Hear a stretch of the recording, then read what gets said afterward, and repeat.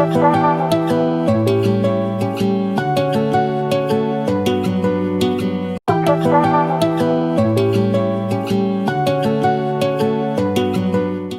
good evening, everybody. My name is Greg Goodland. I'm the Public Affairs Officer for the Rio Grande National Forest, and I welcome you to the Forest Specialist Series held in partnership with the wonderful folks at the San Juan Mountains Association. I've loved working with them for several years on these Forest Specialist Series talks, and tonight is one of my favorite, most important ones to me. We've got Matt Huber returning from Colorado Avalanche Information Center for at least his third year, I believe, of doing this presentation for us. Before we get started, I'd like to pass it over to Kelly from San Juan Mountains Association to go through a little housekeeping item, a few housekeeping items that we talk about before we get started, so everybody knows what we can do. Kelly, it's all yours, and welcome. Thanks, Greg. Just the regular typical housekeeping. We ask everybody to stay on mute unless you're asking a question. You can use the chat to ask a question, or you can raise your hand by going down to the reactions button on the bar down below.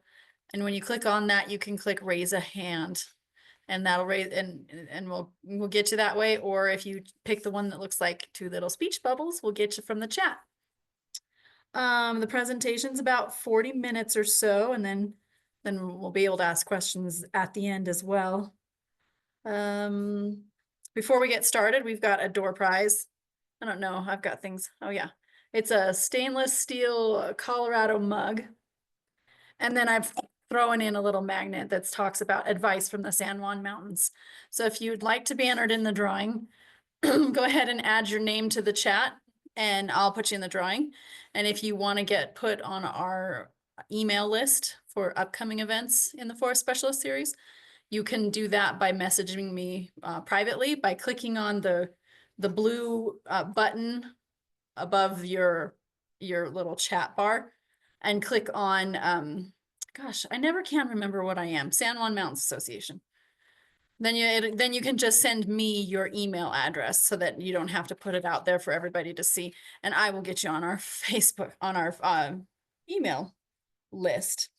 So I believe that's all for me.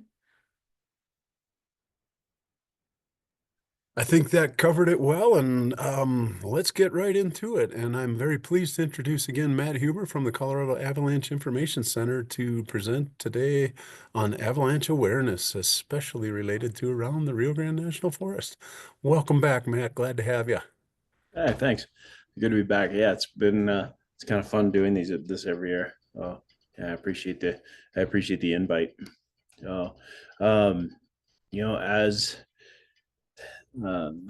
As introduced there, I work for the CAIC, or the Colorado Avalanche Information Center.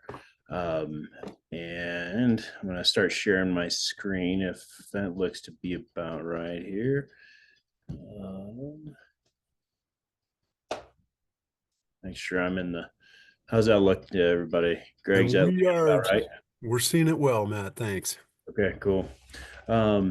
Just as a quick reminder and plug, this is really just an awareness. It's kind of even just a talk about avalanches on the Rio Grande and the surrounding areas. It's not, there's no area, you're not getting any sort of certifications from this. This is just talking about what the CAIC does and how we interact with the public around, on not only on public lands but on private land and state lands. So if you have interest in learning more about how to be safe, there's tons of resources on the website. Just Google CAIC, and it'll steer you in the right direction on how to get trained up even farther. The reason that we exist in Colorado is we have the weakest snowpack and probably the most people in the country that get up into that weak snowpack. So we have an incredible number of incidents, accidents, and fatalities. So back in the early 90s, Knox Williams really wanted to get a program to start forecasting for highways and in the backcountry. We tried to do that through the Forest Service. We're kind of an anomaly of an avalanche center. Most of the avalanche centers across the country are Forest Service bound. They're federal bound. We are the only one in the states that's state funded. So all the forecasters, all the CAIC employees work for the DNR, for Department of Natural Resources for Colorado.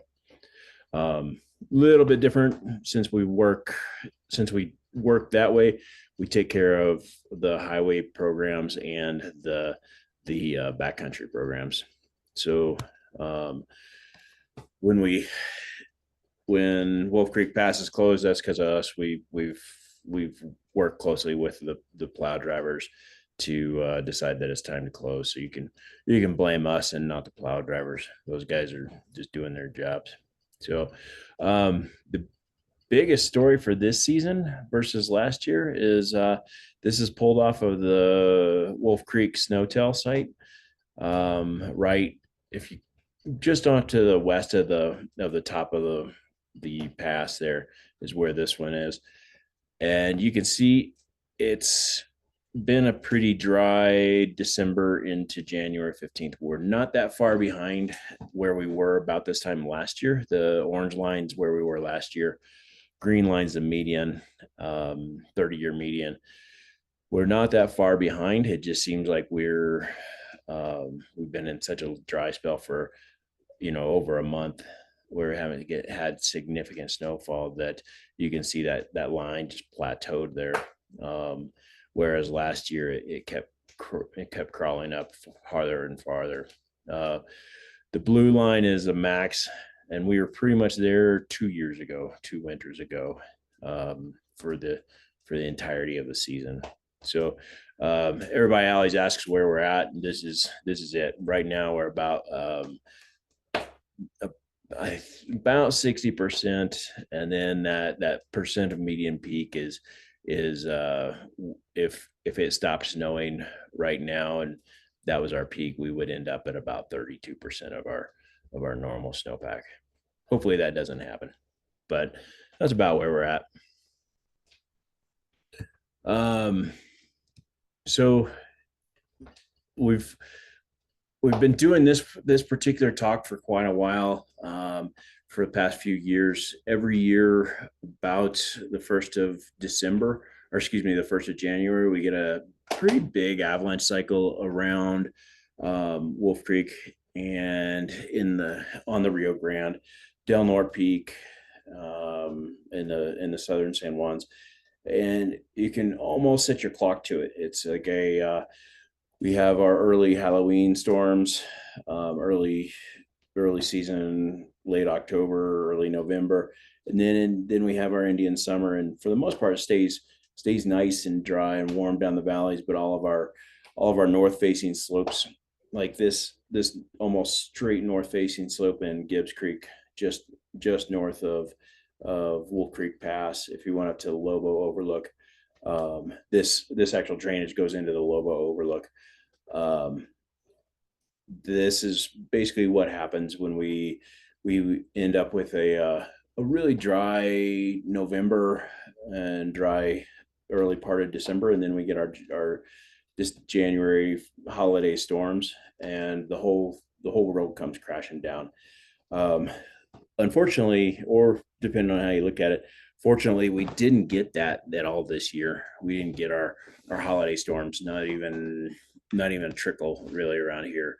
Over on the San Juan National Forest on the 550 corridor, they got hammered, and up north, hammered with snow, but completely missed us down here, all the way down to the New Mexico border.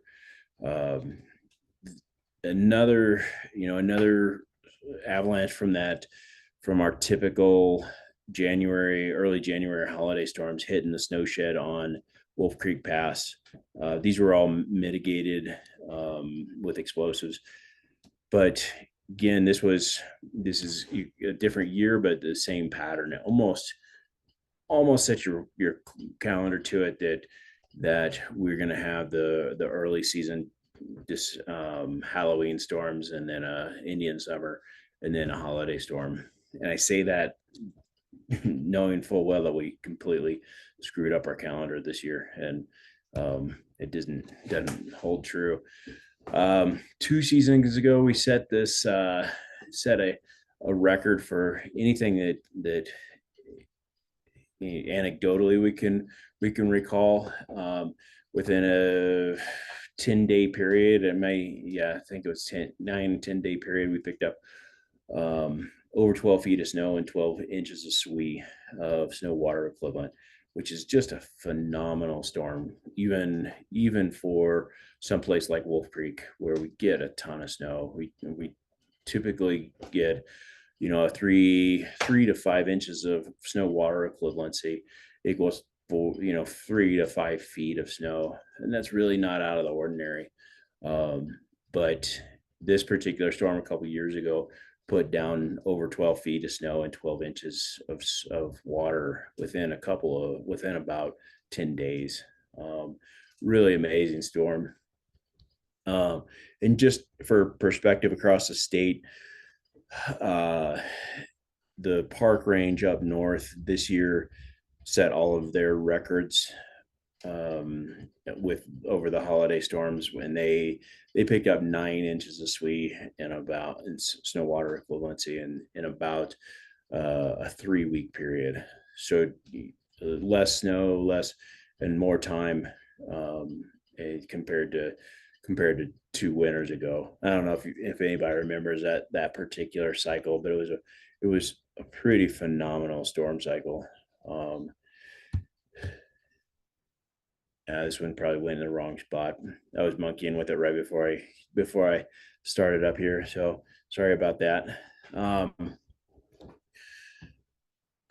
Getting a little bit more into the nuts and bolts of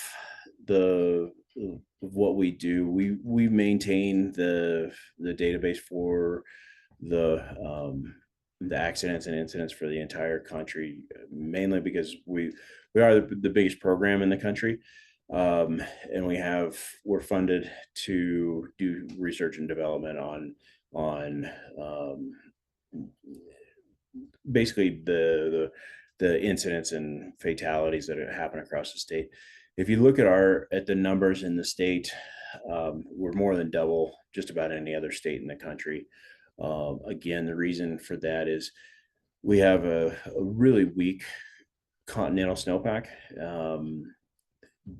Continental meaning it's high in elevation, it's dry, and it's very cold here. So the weaker the snowpack, the thinner the snowpack, the weaker it's going to be.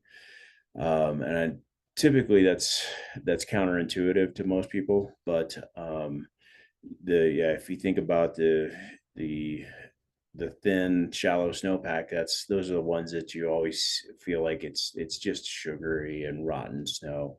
And when it gets snowed on, to get a nice big storm on top of that, it just doesn't hold any weight at all.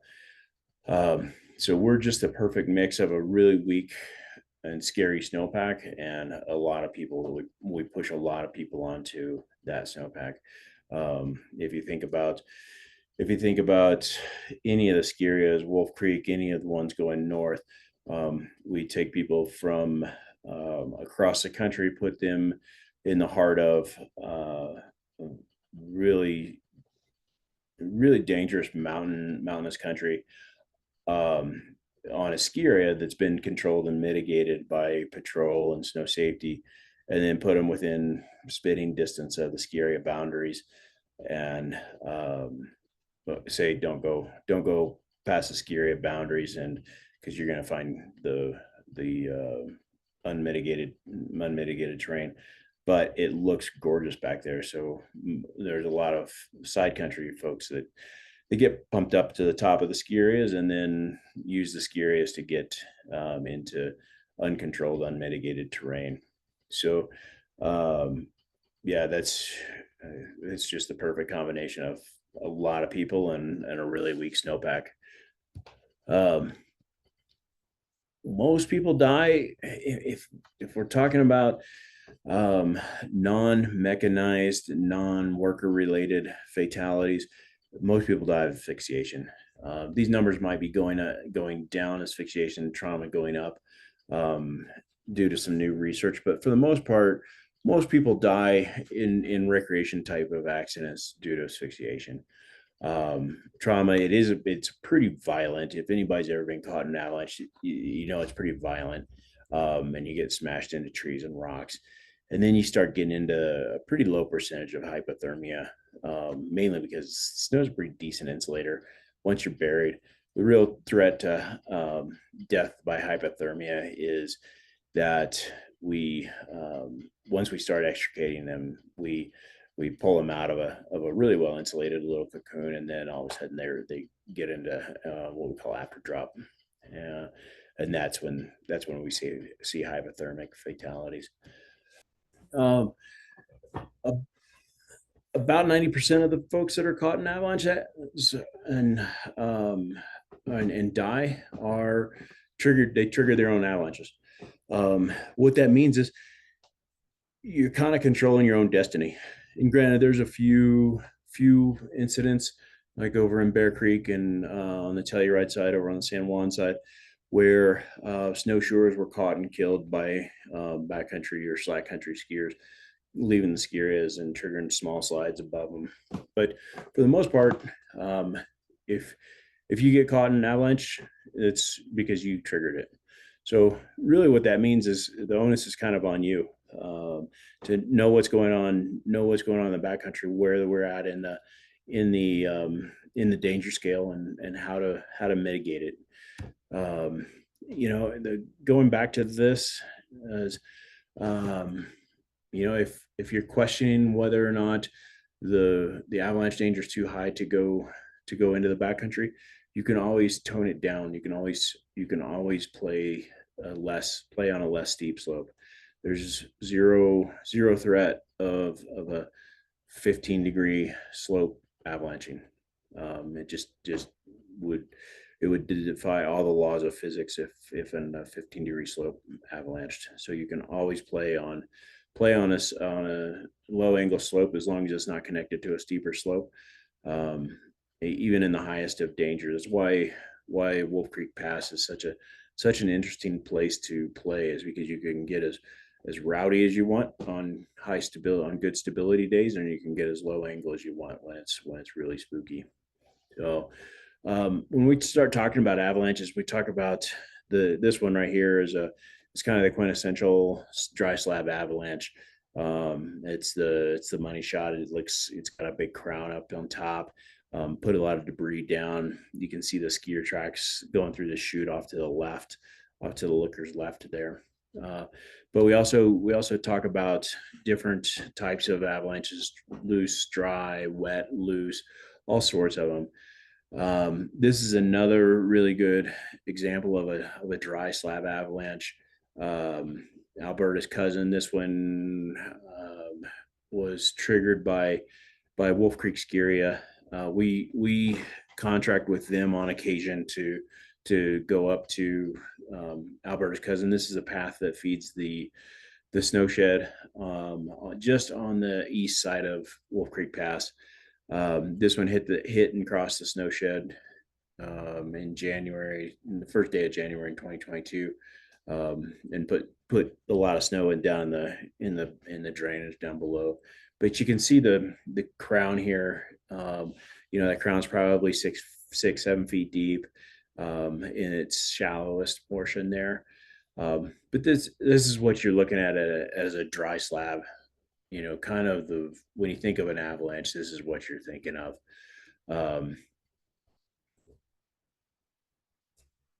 On a smaller scale, this is also a dry slab avalanche. I'm hoping this is going to work. It did in our test run here. But as we're watching this, this is year number 31 for me in the avalanche business. And I've pulled way more people out of little banks like this than like the Alberta's cousin slide.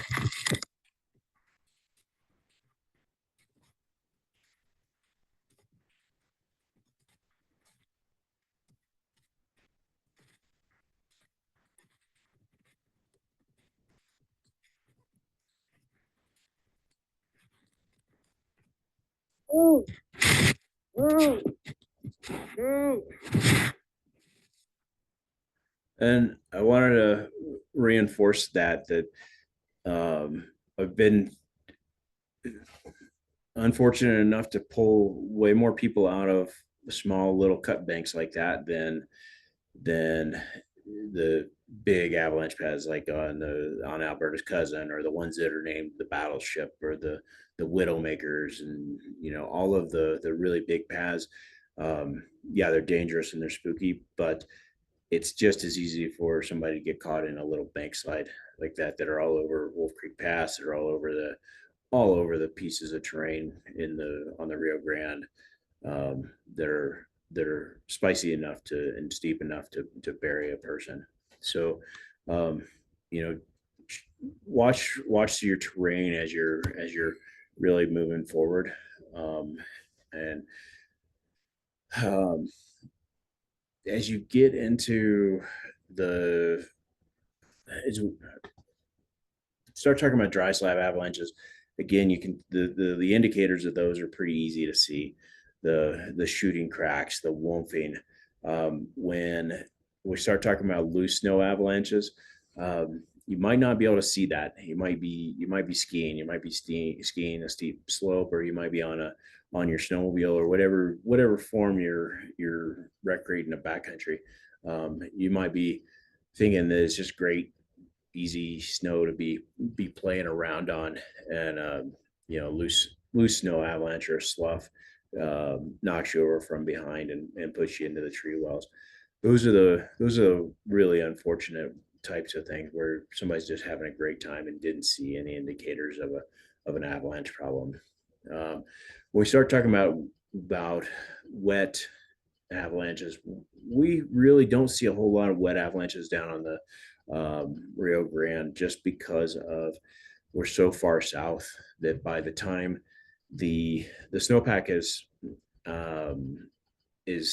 fully isothermal and has lost all its structure, it's pretty much melted off and it's gotten used to it. The snowpack doesn't like anything really rapid happening to it, so it's by the time it gets to fully isothermal down at this latitude, it's seen a significant number of warming and refreezing cycles. If you go farther north, even in the state, we do have significant wet slide avalanches, wet slab and loose wet, as we get into March and April. But it's really not that much of an issue, and it's really easy to mitigate those. Once you get into March and April and you start punching through the snow and it feels wet and gloppy, it's just time to go home. So when we had talked about, you can always play on less steep terrain. What I was talking about is you can always find terrain that doesn't have steep overhanging paths above it. You don't necessarily need to be playing up in here on high avalanche days, on high hazard days. You can play up here on when the stability is good, but on on high hazard days, take your slope angle down. Anything below 20, it's absolutely safe. You can play, whether it be on a snowmobile or Nordic skis. There's no threat to it. Anywhere there's a steep enough slope, the snow can slide. So we have had fatalities in Creed. We've had fatalities in Crested Butte where snow shovelers were either knocked off the roof or just got caught as a roof naturally shed its snow. So be aware of that. Coming off of there, it's pretty brutal. It's pretty violent. We had talked about this earlier. But one of the reasons we have such a high incident and accident and fatality rate is because of this. We take a lot of people, thousands and thousands of people, and put them right at this point at the ski area boundary every day and say, hey, don't go past this. But it looks really, really good, like really good skiing, really good snowmobiling, really good riding, but it's not controlled. It's a whole different ballgame. Um, the ski areas do tons of mitigation. They do tons of explosive work. They start in October and November and start manipulating the snowpack so that there's really no weaknesses left in there other than the storm snows. And just on the other side of the ridge, that whole manipulation, that whole mitigation is done. It doesn't happen. At the ski areas, the ones around here, Wolf Creek, lots of hand charges like you're seeing in that upper left. We have a 105 millimeter howitzer for Wolf Creek, for the roads, but Davy doesn't have one for the ski area. So we do have a launcher and avalancher as well. The avalancher is that upper right picture there, and that's if any of you guys are shoot guns or anything, that's basically like shooting a big potato gun. It's pretty inaccurate.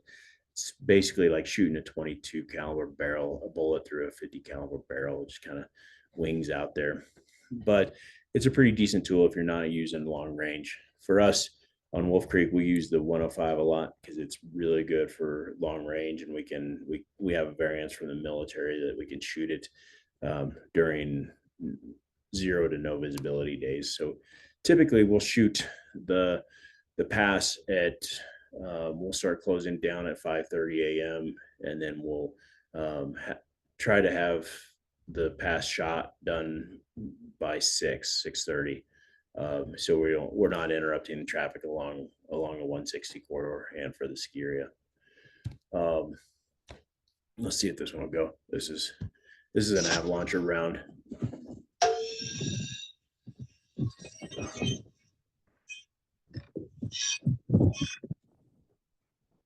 There we go. Nicely done. Nice. Oh, look at that.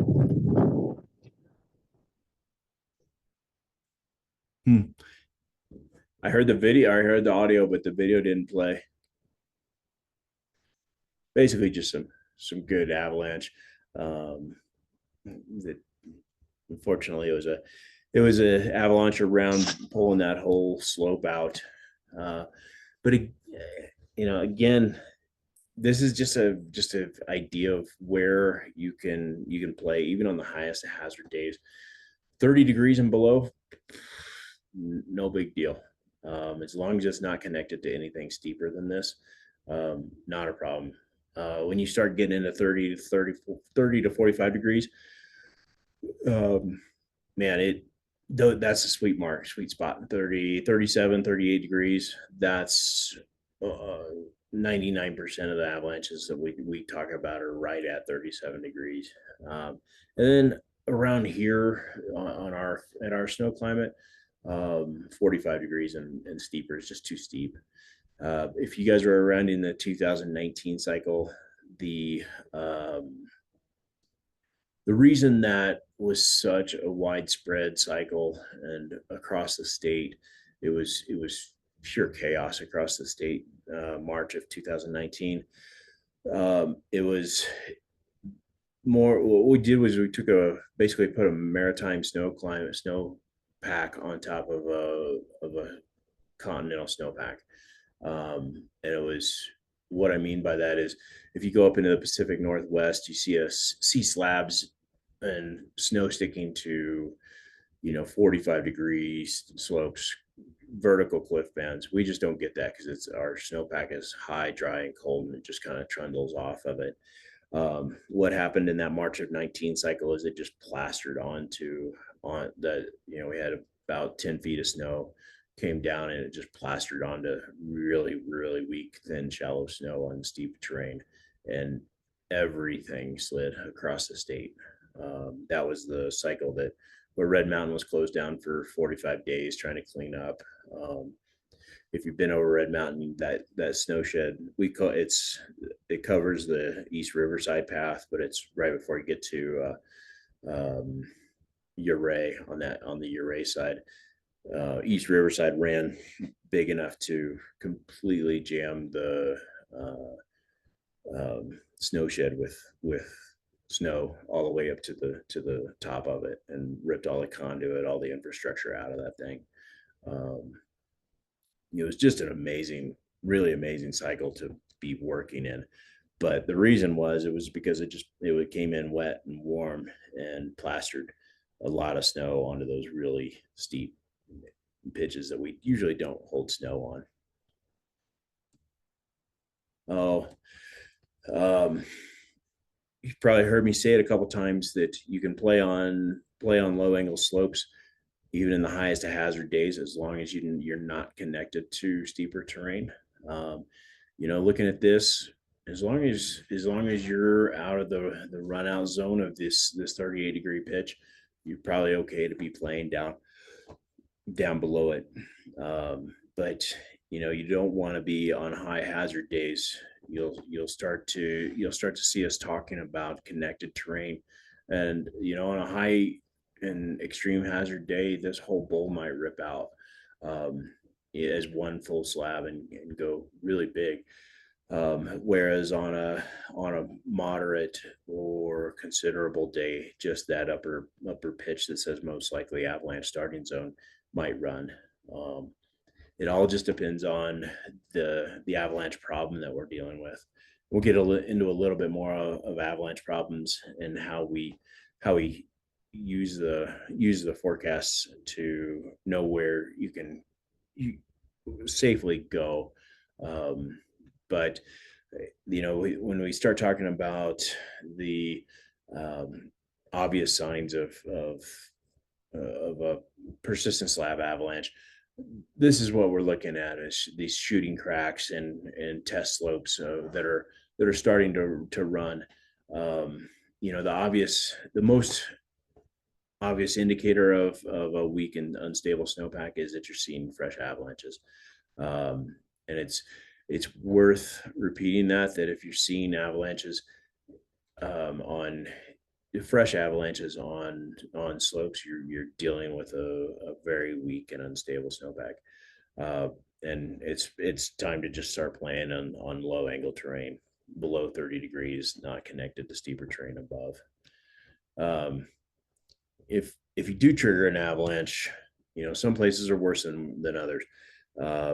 Upper left gully, the debris, the avalanche might be pretty benign right up until it starts tucking you into a creek bank or a sharp gully. Trees, if it pushes you into trees, it's the debris is going to capture you and push you into trees and then build up around you. Plus, like I said, it's pretty violent, just beating you up into the trees. Obviously, cliffs and rocks. As we get into the spring, when the snowpack really stabilizes, we start to see people getting into really steep couloirs and cliff faces and going, Aspen Extreme style skiing. And we might have the danger at low, but they find a small pocket that peels out on them and gets them into an incident, accident, or fatality. Even very small slide, but the consequences of going over a 100-foot cliff are fatal. And then I think one of the most tragic fatalities we've been involved with was a few years ago on a lake where a father and son were riding on a slope just above one of the lakes in the state, and he got caught. Son didn't get caught. He got caught, and the slide pushed him into the lake, and it had enough force to break the ice. And he wasn't buried very deep. He was just caught in his track on a sled and couldn't get out and drowned. his son couldn't do a thing about it. It was incredibly sad and tragic to watch that happen. As we get a little farther into the mechanics of building weak snow, I'm not sure where we're at for time, but we talked a little bit earlier about the typical patterns that we see, you know, hunting seasons, cold, dry. We get into late rifle seasons. We start to see around Halloween, we start to get into a really cold, snowy period. You know, late October, early November. Maybe puts a couple feet of snow into the mountains. Most of the terrain melts off, except for straight north.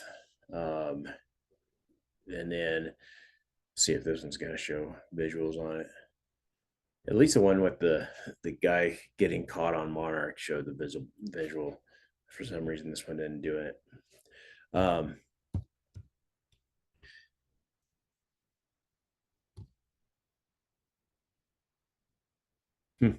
Yeah, it's nothing's going on with those.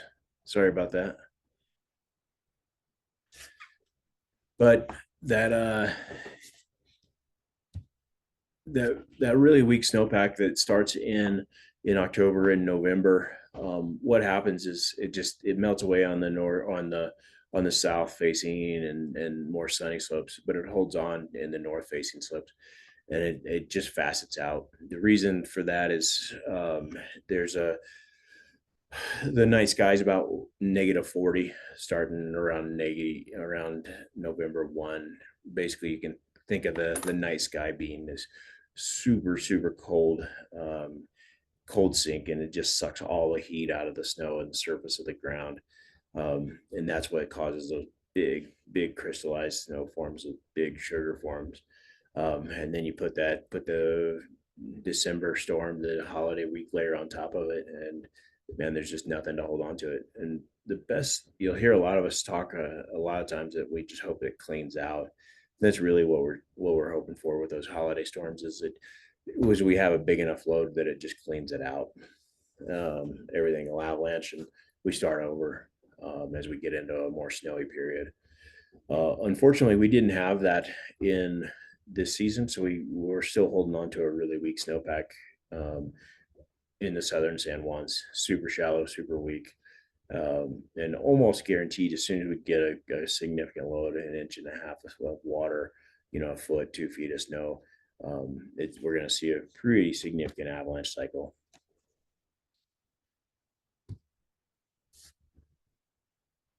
And there's one that works. Oh, mitigated. Not sure exactly where that one was at. What we're doing with our explosives is we're really trying to put enough energy into it to exploit those weaknesses. For me, I moved into a different role this year, but I was the highway forecaster for Wolf Creek. And I think you'll find that most of the highway forecasters and CDOT, we work really closely with CDOT trying to keep the roads open. We really want to minimize the closures on the roads, because it's not good for anybody to close roads. So what we try to do is shoot early and shoot often, whether it be with the 105 millimeter howitzer that we have on the Wolf Creek or with hand charges. If you go farther down the road on the west side of Wolf Creek, we have tools called GazX and Obelixes, and we fly those in the fall, leave them up all winter, and then pull them down in the spring. One, because we don't want people messing with them over the summer, but it's also part of our special use permit with the Forest Service. The two that are there on Wolf Creek are right in sheep habitat, so we keep those things out. Plus, we just don't want them.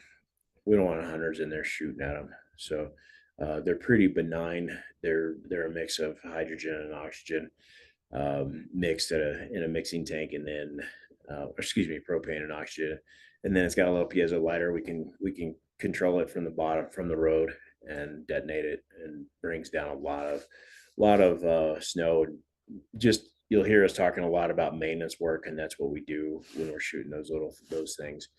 If you're coming down the west side of the pass, right before you get to the overlook, look up, and right before you get to the runaway ramp, look up onto your right in those paths, and you'll see these things that look like big eggs. And if you're old enough to remember Mork and Mindy, it's the TV show Mork and Mindy. They look exactly like what Robin Williams stepped out of on the show Mork and Mindy when they opened it up. So super easy to use, and really enjoy using those things because there's zero exposure to snow workers. If you're getting into the backcountry, there's a few things you really should do. Get the gear, get the training, and know how to use it. So the best gear in the world, if you don't know how to use it, you're just spending money. So if you can find your partner, get them out, dug out in less than 10 minutes, you've got a really good chance of survival.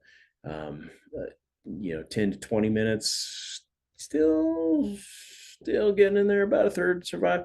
And then 20 minutes and above, yeah, it's not looking good for you. So really use your gear, learn how to use your gear.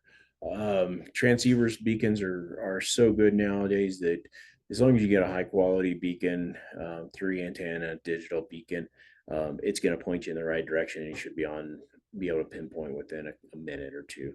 Probe, highly recommend getting nothing less than a 3-meter probe, 300 centimeters. If you think about that, that's 9 feet, and it's really easy to find debris that's way deeper than that. So yeah, if you're buying a probe, go with a 3-meter, and shovel. Use the biggest shovel that you can. If you're like I carry the biggest shovel I can. My wife carries a smaller one. I don't think it'd be fair for her to carry the same size shovel that I do. There's that point of diminishing returns when you're just going to wear yourself out if you're using too big of a shovel. So use the biggest shovel that you feel comfortable with. The recommended gear, I don't just recommend. This is, to me, the airbag is required. It's working on the bigger nut theory. If you take a bag of mixed nuts and you shake it up, and the ones that always end up on top are the big ones, right? Or if you think of potato chips, you smash the bag of potato chips and you shake it up. It's always the biggest potato chips that end up on top. That's what airbags do for you. They make you the bigger chip, the bigger nut, and you end up on top of the snowpack. Avalanches, I've been caught and carried and buried with avalanches, and I've never had one be able to stay in my mouth. The theory is pretty good, but in practice, it's not the most useful thing. What it does, there's plenty of oxygen in the air in the snowpack, but what you asphyxiate on re-inspiring your expired carbon monoxide. So this puts that expired air behind you, so you don't rebreathe it. And then Reco, this is just a passive receiver that you have to be at a ski area or have to have the transceiver, or excuse me, the beacon to pick this up. So if it's not around, then it's basically just finding a body with the Recos. I hope that this one plays, because this one really demonstrates and it's not going to.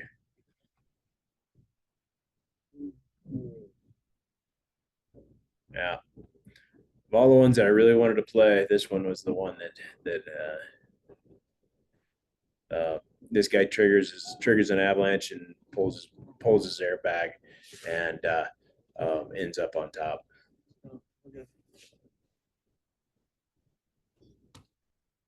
Unfortunately, it's not playing though. Again, I don't consider airbags to be a recommended piece of equipment anymore. I consider them to be fully required. If I'm skiing with you, or if I'm skiing alone, it's just on me. It by this account, it's about half. I think that number's probably going up significantly as airbags become more reliable. They've been out for about 15 years now, and they're getting nothing but better and more reliable. No transceivers. If we're looking at trying to find you without a transceiver on, it's really hard. There was a fatality down on Cumbres and La Manga was that last year or 2 years ago? And unfortunately, he didn't have his beacon turned on, and it took us 2 days to find him. And it was pretty tragic. The family was right there, and he probably could have been saved by the crew who was riding with him if he had been wearing a beacon. So the other side of that is no judgment either way. I ski alone 99% of my time, but we had a fatality over on Red Mountain 2 weeks ago on the San Juan National Forest, skiing alone. He was only buried about a meter deep. Very easily could have been rescued if he'd had a partner to pinpoint him and dig him out. Again, no judgment on him. It's a personal decision, and I make that personal decision myself all the time to ski alone.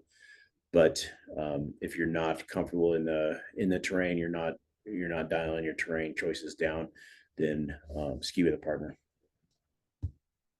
Know your gear. Know your gear and know how to use it, and then find a course. We've got all of our courses listed right there, and this is also where you get our forecasts. So look at every time you're going into the backcountry, find out what the forecast is for the area you're going in. We have different levels of how you can dig into the forecast. The tier 1 type of material that you see on the lower left is if you don't want to dig into it at all, then this is what you see: green, yellow, orange, and red, and then black on really high hazard, on extreme hazard days. If you want to dig into it now, you can scroll across each one of these zones, and we've taken these zones and increased our resolution to I bet we're about 150 polygons now that each little drainage is represented across the state in the mountainous terrain. It's just a higher resolution of product that we're shooting for. Eventually, it's going to be more along the lines of what you see with the National Weather Service, where it's on a 2-kilometer grid, and it could be at a gradient. You're not just going to see just straight green, straight yellow. It's going to be a gradient in how moderate we are, how low we are, how considerable we are. Okay, I think we're getting pretty close here to wrapping this up, because just based on time. The other one I wanted to push out is along with, if you see avalanches, recent avalanches, it's a really highly unstable snowpack. We also see 40% of our fatalities in moderate avalanche danger. If you look at the definition of moderate avalanche danger, is skier triggered avalanches are possible. Unfortunately, a lot of people read that as it's time to go and send it in steep terrain. And that's just not the case. Avalanches, skier triggered avalanches, or triggered avalanches, excuse me, are possible. When we start getting into considerable, triggered avalanches are likely, and you start to see natural avalanches. So that's the defining features between those two. And I think it's 90% of our fatalities happen during moderate and considerable avalanche danger.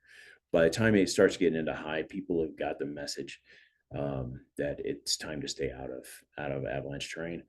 But unfortunately, the moderate is really where people start to step out into steeper terrain. So if you're using our products to make your decisions on terrain choices for the day, just really remember that moderate, we're saying, hey, you could ski, you could trigger an avalanche today, you could die in an avalanche today. If we're confident that the terrain is safe to ski on, or to be recreating in, we're going to be putting it at low. But it takes a fairly confident forecaster to drop to low mid-season. Like we're about to drop to low, I think, for Wolf Creek area, all around at all elevation bands in the next day or two.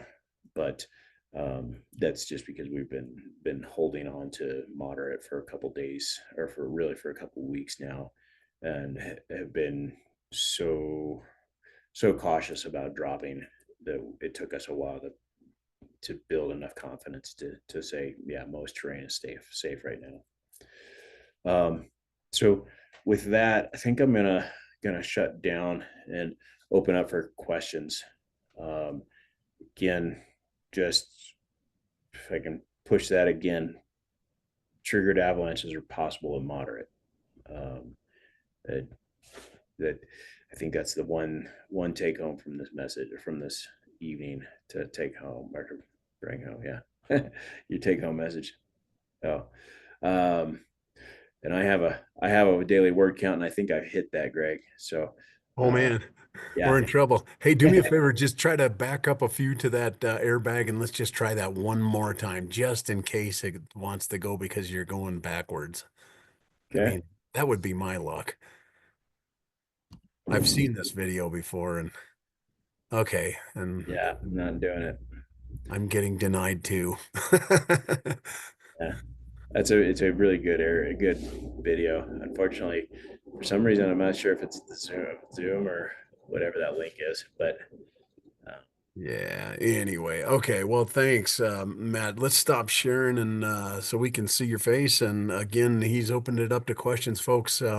You got a forecaster on the line here, man. Let's get those questions out there now. I don't want to wrap this up with unanswered questions. Um, I'll start with one, unless that one in the chat is a question there. Yeah. Any trends or lessons learned from fatalities already this year? Adam, thanks for that question. Basically the same question that I was going to start with. yes, well, from the forecast side, from just the CAIC side of things, we're really nervous when we drop from considerable to moderate, knowing that there's so many human factors that go into that specific day. And that's what happened on Red Mountain a few weeks ago. It was 2 days later, I believe, when we dropped it. But we really have to watch our messaging when we drop from considerable to moderate, knowing that most fatalities happen right at that transition. Instead of saying, stay well away from 30-degree slopes, and we or 35-degree slopes, we lower the terrain advice. We'd say, stay away from 30-degree slopes. We stay away from anything connected. Our language becomes really, really more aggressive.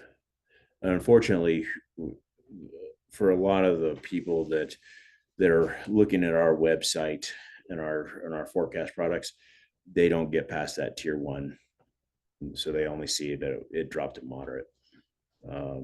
So if to lessons learned, yes, that's why I put such a heavy emphasis on 40% of our fatalities happen during moderate avalanche danger. More of a,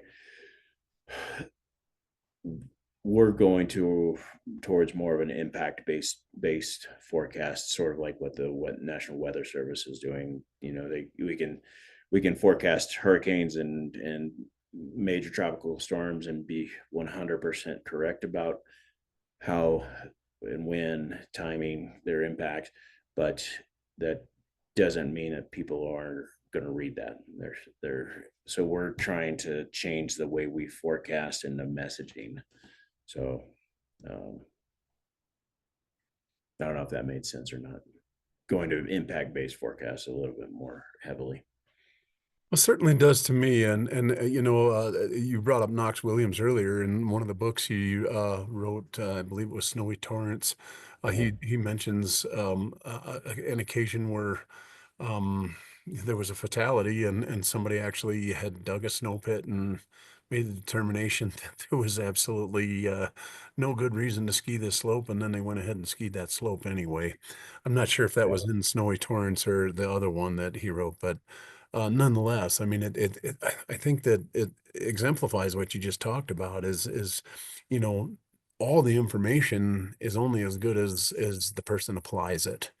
Yep. And yeah, so if you look at that tier 1 and you just say, oh, hey, we're in moderate now, yay, I can go tear it up.